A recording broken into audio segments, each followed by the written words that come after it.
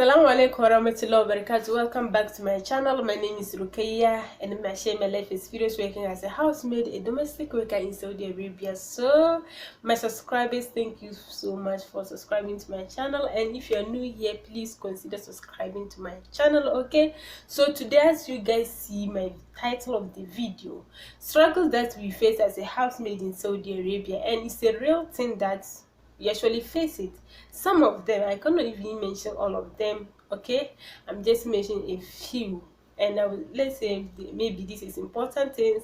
Number one, I will say loneliness. Loneliness is a real thing that we face as a housemaid in Saudi Arabia, because the communication is just like something else. You don't understand their language and they too don't understand you, and especially if you're in your contrast house, communication to them is just sometimes not easy. If you see an Arab boss or madam talking to a shugala, maybe sending him do this or do that, maybe giving you a job to do. And let's be careful, because loneliness can lead you to depression, and depression also can lead you to mental health.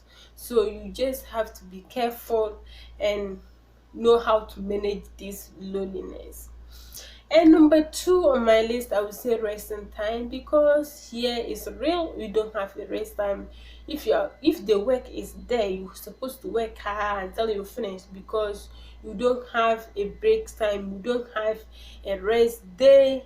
You are working like January. Let's say you are working for January to January, because you don't have a rest time. You don't have a day off. But our contracts, we're supposed to have a day off, and I know that that day will be on Friday, because here Friday everybody, all the workers are not going to work, because Friday will go to mosque. But as a housemaid shagala, you're supposed to work.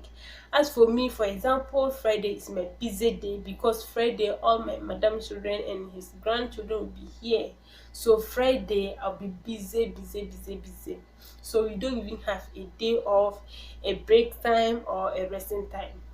Nothing like that at all. And number three, I would say like medication. Okay, medication is sometimes just boring, because if you are sick, no hospital. If you are sick, you're supposed to take care of yourself in the house. Sometimes when you complain to them that maybe I'm sick or these things, they will say take a Panadol. And here Panadol is like paracetamol. That's why I would say paracetamol is, you just take it and see. And sometimes I will take it and pray, may Allah heal me faster, and I continue working. And sometimes I will not take this Panadol, because I don't want to use to it.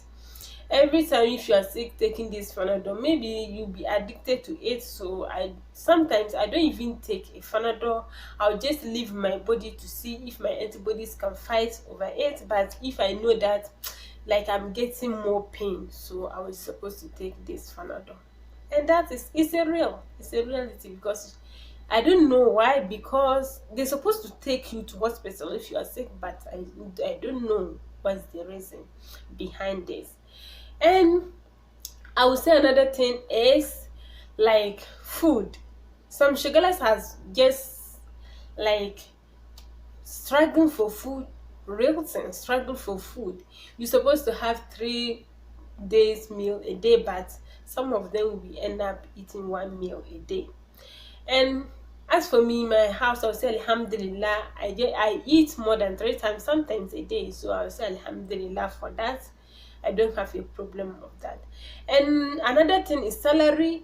Salary is sometimes you're supposed to fight for your madam for your salary, but I don't know, you are work and the work is done and the month is ended, and you're supposed to fight him or her for your salary. It's a real thing that we face in Saudi Arabia, but what will you do about that? Sometimes you just have to fight for your salary. Okay. And another thing I would say is privacy.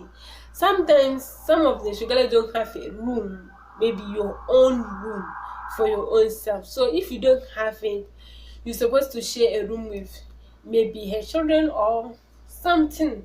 So if you are sharing this room with, maybe it's not maybe a children or her small children, you don't have your own privacy. Okay. And it is a real thing that we are facing here in Saudi Arabia.